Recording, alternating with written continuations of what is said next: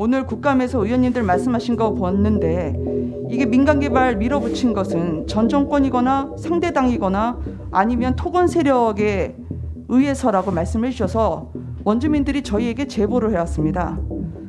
그분들은 2009년, 2010년 지금은 SNS에서 사라진 기록에 대해서 이렇게 증언을 했습니다. 제가 들려드리도록 하겠습니다. 전해주세요. 제2의 고향이라면서 다닌 사람이에요. 이제는 그러면서 그냥 주민들 힘내십시오. 같이 싸웁시다. 당선이 되고 그 이튿날 대장동을 찾아왔어요. 네네. 찾아와서 어느 소리가 손바닥을 다루 뒤집는 거야. 민간 개발 안 된다. 분당 성남의 마지막 남은 땅인데 제2의 고향이라고 그러고 시장이 되면 무조건 일사천리로 사업 진행하게 도와준다 그랬는데 당신 어떻게 책임지자니까 내 말이 시장 말이다. 내 말이 이재명이 말이니까 믿고 기다려라. 결과적으로는 그 화천대유 성남의 뜰이 계약을 하면서 그냥 반값에 후려서 쳐가지고 저희끼리 놀아온 거 아니에요.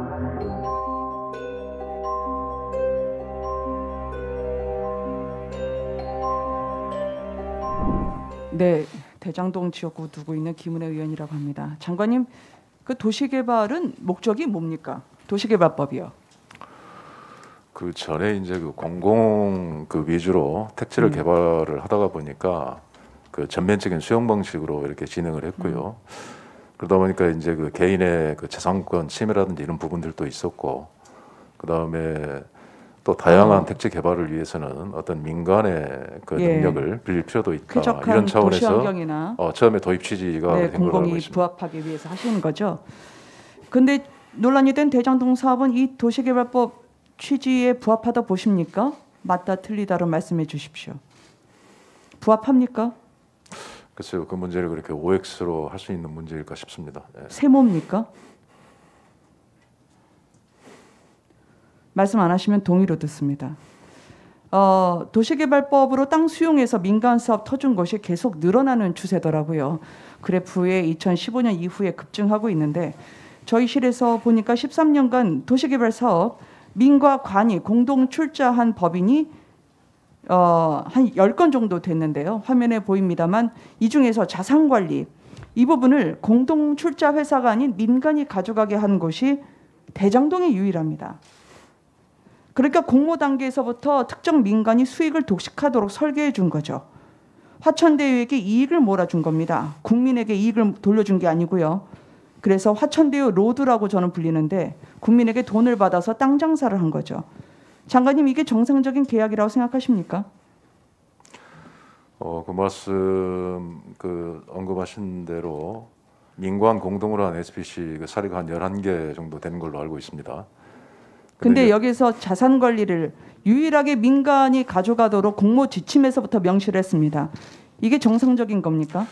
그러니까 그게 그 지자체와 민간의 어떤 자율성을 강조한다는 차원에서 그거는 지정권자하고 그 사업 시행자 간의 어떤 그 계약에 의해서 이루어지는 그런 부분들이기 때문에 이거는 뭐 국토부가 그동안 관리해왔던 사항은 아니라는 말씀드립니다.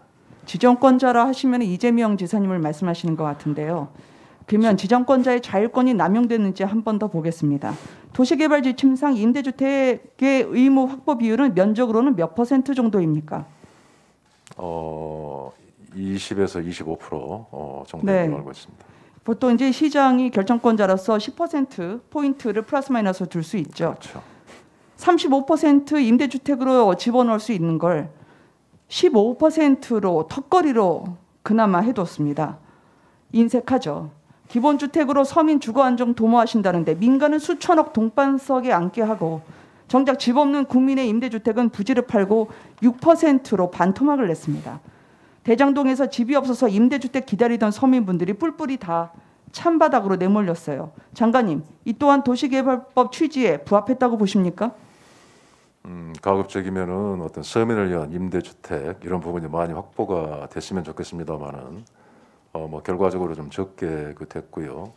그 과정이 이제 공고 후에 그 공급이 안 되다가 보면은 이렇게 분양용지를 변경할 수도 있다고 그렇게 설명을 하고 있습니다. 네, 공급이 아니라 입찰을 했는데 유찰이 됐었죠. LH에 예, 예. 이제 팔았고요. 네. 땅을 수용당한 원주민들이요, 저가에 수용되고 고가의 땅을 매입해야 하는 이중고에 시달렸습니다. 이재명 지사님이 원래 그 대장동의 민간개발 시도를 좌초시켰다고 하셨죠. 오늘 국감에서 의원님들 말씀하신 거 봤는데 이게 민간개발 밀어붙인 것은 전 정권이거나 상대당이거나 아니면 토건 세력에 의해서라고 말씀해 주셔서 원주민들이 저희에게 제보를 해왔습니다. 그분들은 2009년, 2010년 지금은 SNS에서 사라진 기록에 대해서 이렇게 증언을 했습니다. 제가 들려드리도록 하겠습니다. 전해주세요. 우리 이미 민간개발하려고 땅 계약까지 다 했다. 네네. 그러면서 성남시 집회를 시작을 했어요. 네네. 대장동이 제2의 고향이라면서 다닌 사람이에요. 이제는 그러면서 그냥 주민들 힘내십시오. 같이 싸웁시다. 이래서 데모 현장마다 쫓아다녔어요. 당선이 되고 그 이튿날 대장동을 찾아왔어요. 네네. 찾아와서 어느 소리가 손바닥을 다루 뒤집는 거야. 이건 민간개발 안 된다. 분당 성남의 마지막 남은 땅인데 원주민에게는 절대 피해가게 않게 해줄 테니 협조해달라. 그래서 그 자리에서 난리가 났었어요. 그렇게 쫓아다니면서 제2의 고향이라고 그러고 시장이 되면 무조건 일사천리로 사업 진행하게 도와준다 그랬는데 당선이 되자마자 손바닥을 뒤집으니까. 그 이후에 이재명 지사 측과의 하소연을 다시 한번 했습니다. 그걸 들려드리도록 하겠습니다. 면담을 신청해도 받아주지도 않고 유동규 본부장한테 가라. 그 본부장한테 가면은 절대 피해 안 가게 해준다. 당신 어떻게 책임지냐니까. 내 말이 시장 말이다. 네. 내 말이 이재명이 말이니까 믿고 기다려라. 이렇게 된 거예요, 이게. 그런데 이제 결국 우리는 땅을 500~600만 원에 계약을 한 거를 결과적으로는 그 화천대유 성남의 뜰이 계약을 하면서 그냥 반값에 후려쳐가지고 저희끼리 놀아본 거 아니에요. 토건 세력이 민간 개발을 추진했다고 하지만 원주민들은 이재명 지사가 함께 싸우겠다면서 민간 개발을 추진했다고 증언하고 있습니다. 기본주택을 한다지만 임대주택은 줄어들었죠. 약자 편이라지만 죄 없는 원주민들 땅은 절반으로 후려쳐서 수용하고 원주민과 입주민들에게 돌아가야 할 돈은 특정 패밀리에게 수천억 돈벼락으로 안겨줬습니다. 당시 인허관저에게 국민은 어떤 존재였는지 국민들을 묻고 싶을 겁니다. 이게 공공개발입니까? 가짜 공공개발이죠. 저는 합법을 가정한 사기극이었다고 생각을 합니다. 국민들은 내 집이 하나 없어서 전전하는데 열심히 일해도 누구는 수천억 돈벼락 로또판을 싹쓸이하도록 설계했다면 국민들에게 책임지고 사과해야 될 거 아닙니까? 장관님, 저는 공공개발의 이익은 공공에 환원되어야 된다고 생각합니다. 동의하시는지요? 1분만 더 주십시오. 공공개발의 이익은 공공에 환원해야 된다는 건 어려운 말이 아닙니다. 예, 원칙적으로 그렇게 돼야 되겠습니다. 민간결합 사업 때 사업자 이익의 6% 상한을 두는 택지개발법에 준용해서 도시개발법에도 투자자 이익에 캡을 씌우는 법안을 발의하고 있습니다. 이에 대한 국토부의 입장은 무엇입니까?